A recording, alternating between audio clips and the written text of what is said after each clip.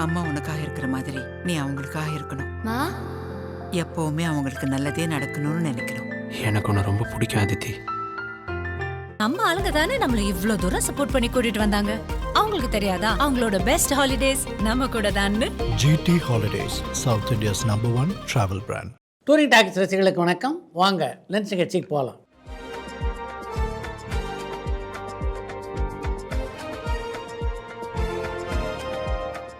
என்னப்பா முதல் கேள்வி? மிஷ்கின் வெற்றிகரமான டைரக்டர்னு நீங்கள் நினைக்கிறீங்களான்னு கண்ணன் திருநெல்வேலியிலேருந்து கேட்டிருக்காங்க. மிஷ்கின் ஒரு நல்ல இயக்குனர், ஆனால் வெற்றிகரமான இயக்குனர் அப்படின்னு அவர் சொல்ல முடியாது. அவர் இது வரைக்கும் 9 திரைப்படங்களை இயக்கியிருக்கிறார். அந்த 9 திரைப்படங்களில் எந்த ஒரு திரைப்படமும் மிகப்பெரிய வசூல் சாதனையை செய்த படமாக சொல்ல முடியாது. நடிகர் ராமராஜன் அடுத்தடுத்து 2 படங்களில் நடிக்க போகிறதா தகவல் வருது. இது உண்மை தகவலான்னு மணிகண்டன் ஆத்தூர்லேருந்து கேட்டிருக்காங்க.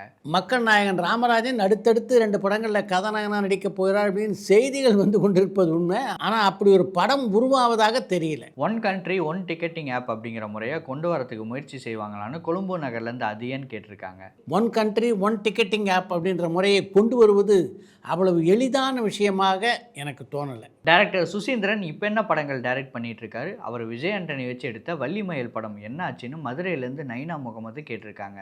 இப்போதைக்கு சுசீந்திரன் அந்த வள்ளிமயில் படத்தை மட்டும்தான் இயக்கி கொண்டிருக்கிறார். அந்த படத்துடைய படப்பிடிப்பும் 90% முடிவடைந்து விட்டது. ஒரு 10% தான் பாக்கி இருக்கிறது. தனுஷை பற்றி வர நெகட்டிவ் விமர்சனங்கள் அவர் எப்போவுமே பாதிக்கிறது இல்லையே, இது எப்படின்னு பரமன் வேலூர்லேருந்து கேட்டிருக்காங்க.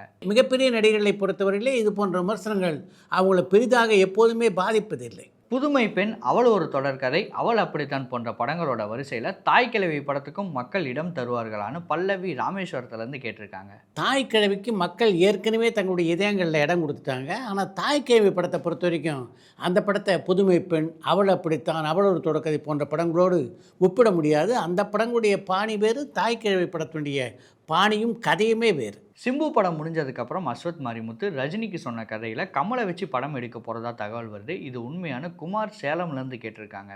அப்படி ஒரு செய்தி வலைதளங்களில் உலா வருவதை நானும் பார்த்தேன். இப்போதைக்கு கமல்ஹாசன் அன்பறிவு இயக்கத்திலே ஒரு படத்தில் நடிக்க இருக்கிறார். அதுக்கப்புறம் ரஜினிகாந்தும் கமல்ஹாசனும் இணைந்து ஒரு திரைப்படத்தை நடிக்க இருக்கிறார்கள் அப்படின்றது உங்களுக்கு நல்லா தெரியும். இதெல்லாம் நடந்து முடியவே 2027 ஆகிவிடும்.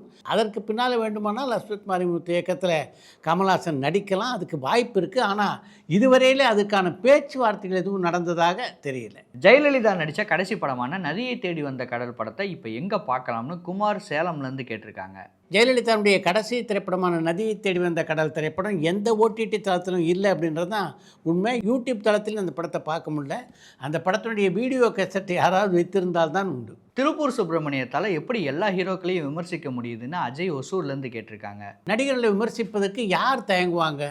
அவங்கள வச்சு அடுத்தடுத்து படம் எடுக்கணும்னு நினச்சிட்டு இருக்காங்களே, அவங்க தான் தயங்குவாங்க. இதெல்லாம் சொல்லிட்டா எங்கே அந்த நடிகருடைய காட்சி நமக்கு கிடைக்காதோ என்று. திருப்பூர் சுப்பிரமணியத்தை பொறுத்தவரையிலே அது போன்ற கதாநாயகர்களெல்லாம் வச்சு படம் எடுக்கிற எண்ணம் அவருக்கு இல்லை. அதனால்தான் மனதில் பட்டதையும் இன்றைக்கு திரையுலகத்தில் என்ன நடந்து கொண்டிருக்கிறது என்பதையும் பட்டவர்த்தனமாக அவரால் சொல்ல முடிகிறது. அனில் கபூர் நடித்து ரிலீஸ் ஆகிருக்க சுபேதார் படத்தோடைய தமிழ் ரீமேக்கில் ரஜினி கமலும் சேர்ந்து நடித்தா பெரிய ஹிட் ஆகும். இது நடக்க வாய்ப்பு இருக்கான்னு மதிஷான் ஸ்ரீலங்காலேருந்து கேட்டிருக்காங்க. அனில் கபூருடைய சுபேதார் படத்தை நான் பார்க்கல, ஆனால் அந்த படத்தினுடைய விமர்சனங்களை எல்லாம் படித்து பார்த்தேன். மிகப்பெரிய அளவில் அந்த படம் பாராட்டுக்களை குவித்ததாக தெரியலையே. அப்படி இருக்க அந்த படத்தை தமிழில் ரீமேக் பண்ணால் எப்படி ஓடும்னு நீங்கள் நினைக்கிறீங்க? மடோன் அஸ்வின் டைரக்ஷனில் விக்ரம் தன்னோட 63வது படத்தில் நடிக்கிறதா இருந்தது. அந்த படம் என்னாச்சு? இப்போ ஷூட்டிங் போயிட்டுருக்கான்னு ஜெகதீஷ் சென்னையிலேருந்து கேட்டிருக்காங்க.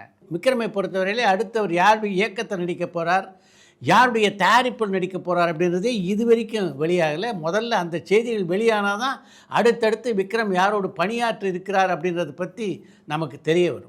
பில்லா மாதிரி பெரிய படங்களை ப்ரொடியூஸ் பண்ண சுரேஷ் எதனால் அவருடைய படங்களில் இளையராஜாவை பயன்படுத்தவே இல்லைன்னு பெருந்தமிழன் பாண்டிச்சேரியிலேருந்து கேட்டிருக்காங்க.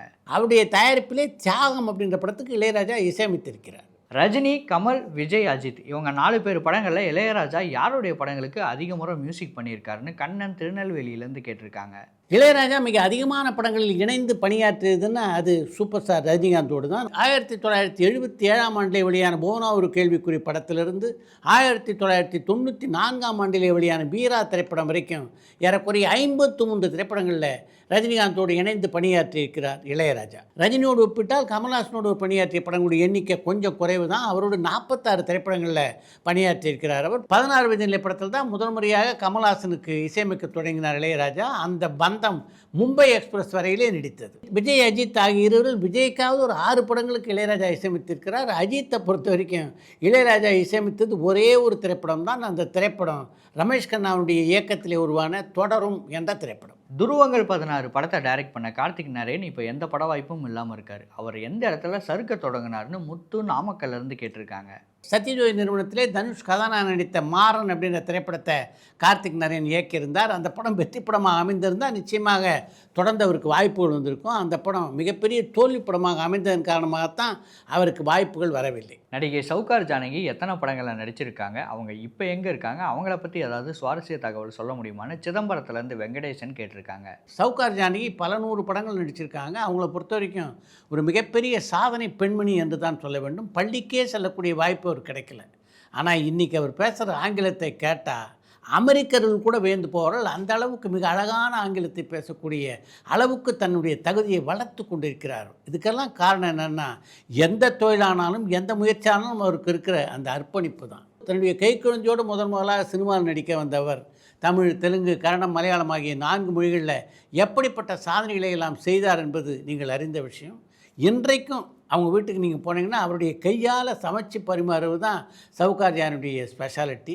அவங்கள பொறுத்த வரைக்கும் சமைக்கிறதுல அந்த அளவு ஆர்வம், மிகச்சிறப்பாக சமைக்கக்கூடியவர் அவர். அவர் வீட்டில் பல முறை சாப்பிடக்கூடிய வாய்ப்பு எனக்கு கிடைச்சிருக்கு. அதனால் அனுபவபூர்வமாக இதை நான் சொல்கிறேன். சூரசம்ஹாரம் படத்தில் டைட்டிலில் ஹீரோயினோட பேர் மைதிலின்னு இருக்கும். அது எப்படி பின்னால் நிரோஷான்னு மாறுனுச்சின்னு ஸ்டீஃபன் கோவில்பட்டியிலேருந்து கேட்டிருக்காங்க. சூரசம்ஹாரம் படத்துக்காக நிரோஷாவை ஒப்பந்தம் செய்த போது நிரோஷா அப்படின்ற பெயர் எனக்கு கொஞ்சம் அந்நியமாகப்பட்டது. அதனால் மைதிலி என்ற தமிழ் பெயரை அவருக்கு சூட்டினால் அவர் அதன் மூலம் இன்னும் கொஞ்சம் பிரபலம் அடைவார் அப்படின்னு எனக்கு தோணுச்சு. ஆனால் நான் நினைத்தது அப்படியே முற்றிலும் மாறாக நடந்தது அப்படின்றது தான் உண்மை. இன்றைக்கு நிரோஷா அப்படின்ற பேரில் தான் அவர் மிகவும் பிரபலமாக இருக்கிறார். ஆனால் அந்த மைதிலி அப்படின்ற பெயர் சூரசம்ஹாரம் படத்துக்கு பின்னாலே எங்கேயுமே நிலை பெறவில்லை. சிவகார்த்திகேயன் அடுத்தடுத்து புதுமுக டைரக்டர்களை இன்ட்ரடியூஸ் பண்ணிகிட்டே இருக்காரு. ஆனால் அவருடைய பட டைரக்டரான வெங்கட் பிரபு படத்தை பற்றி எந்த அப்டேட்டும் தர மாட்டேங்கிறாரு. அந்த படம் என்ன ஆச்சுன்னு சங்கீதா திருவண்ணாமலையிலேருந்து கேட்டிருக்காங்க.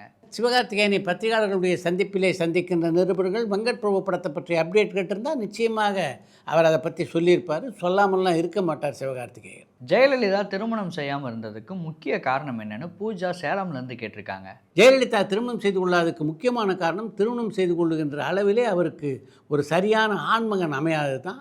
ஒரு காலகட்டத்தில் சோபன் பாபுவை திருமணம் செய்து கொள்ள வேண்டும் என்ற எண்ணம் அவருக்கு இருந்தது. ஆனால் கடைசி நேரத்தில் அது கைகூடாமல் போயிட்டு இருந்தால் அதுக்கு காரணம் சோபன் பாபு வீட்டிலே அவங்க போட்ட முட்டுக்கட்டைகள்.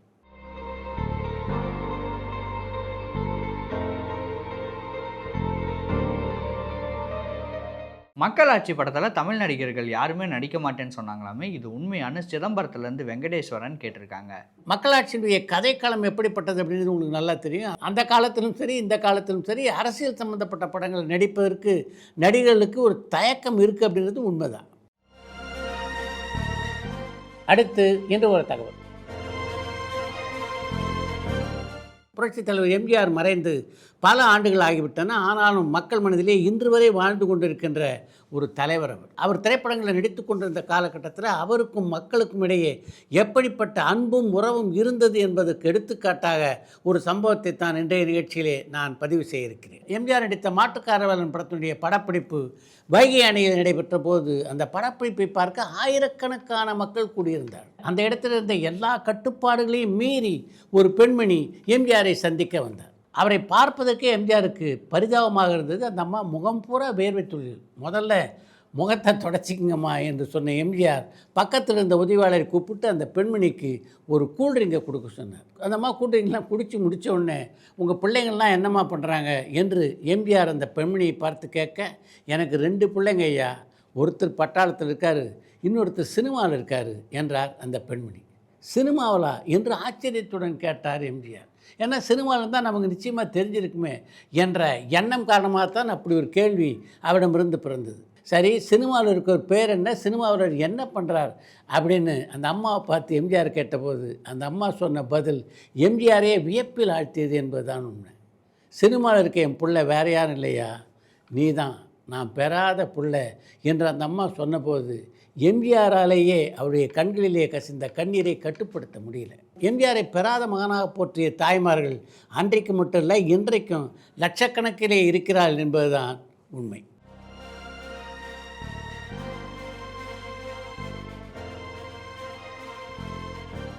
இத்துடன் இன்றைய லஞ்ச் நிகழ்ச்சி நிறைய பெறுகிறது மற்றும் அடுத்த லஞ்ச் நிகழ்ச்சியிலே சந்திப்போம்.